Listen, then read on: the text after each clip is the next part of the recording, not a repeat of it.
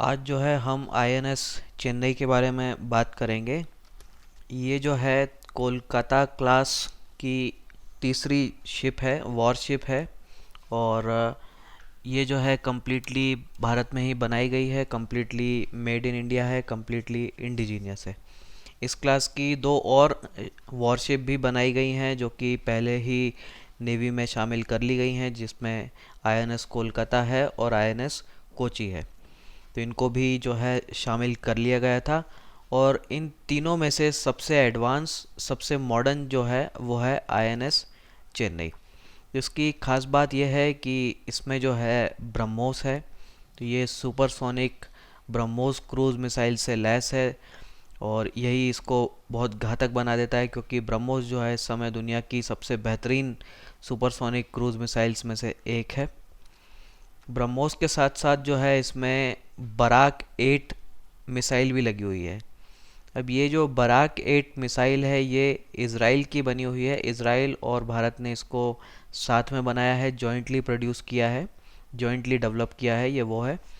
ये जो Barack 8 missile है इसका काम है एयर डिफेंस प्रोवाइड करना। यानी कि अगर कोई इस शिप को टारगेट करते हुए मिसाइल फायर करता है तो ये बराक 8 मिसाइल जो है उस मिसाइल से डिफेंड करती है, उस मिसाइल को जो है हवा में ही मार देती है। तो ये जो है सरफेस टू एयर मिसाइल है और इसकी एक्यूरेसी जो है बहुत ही हाई है। तो इसमें कुछ ऐसे रेडार्स लगे हुए हैं जो इस तरह का सर्कुलर फॉर्म में रेज निकालते रहते हैं एनिमीज़ की इनकमिंग मिसाइल्स को ट्रैक करने के लिए, डिटेक्ट करने के लिए। और जहां वो लोकेट होती हैं तो ये ऑटोमेटिकली फायर होके उनको डिस्ट्रॉय कर देता है। तो ये बहुत ही अच्छा जो है एक एयर डिफेंस सिस्टम है जो कि शिप को बचा के रखता है। इसमें एक और ख़ास बात यह है कि इसका अंडर सी वॉरफेयर है जो वो बड़ा ही मॉडर्न है, बहुत ही लेटेस्ट है। इसमें हल माउंटेड सोनार हमसा लगा हुआ है और ये जो है हैवी वेट टॉर्पीडो को लॉन्च कर सकता है, रॉकेट को लॉन्च कर सकता है। और इसमें सोनार कैपेबिलिटी जो है बहुत ही एडवांस लेवल की है। और एंटी सबमरीन वेपनरी भी बहुत बढ़िया है। तो सबमरीन्स को भी ये जो है डिटेक्ट करके उनको डिस्ट्रॉय करने का काम ये आईएनएस चेन्नई जो है वो कर सकती है। इसमें बहुत ही अच्छी क्वालिटी का लेटेस्ट डेकॉय सिस्टम भी लगा हुआ है। ये जो डेकॉय सिस्टम है ये भी भारत में ही बनाया गया है। इसका नाम है कवच और दूसरे वाले का नाम है मारीच। तो कवच और मारीच जो हैं इसमें डेकॉय सिस्टम यूज़ किए जा रहे हैं। अब ये डेकॉय सिस्टम क्या होता है? ये होता है दुश्मन की इनकमिंग मिसाइल्स हों, टॉर्पीडोज़ हों, उनको अपने डायरेक्शन से भटकाने के लिए इसका इस्तेमाल होता है। तो टॉर्पीडो हो दुश्मन का, वो सोनार वेव से जो है अपने टारगेट को ट्रैक करते हुए आगे बढ़ता है।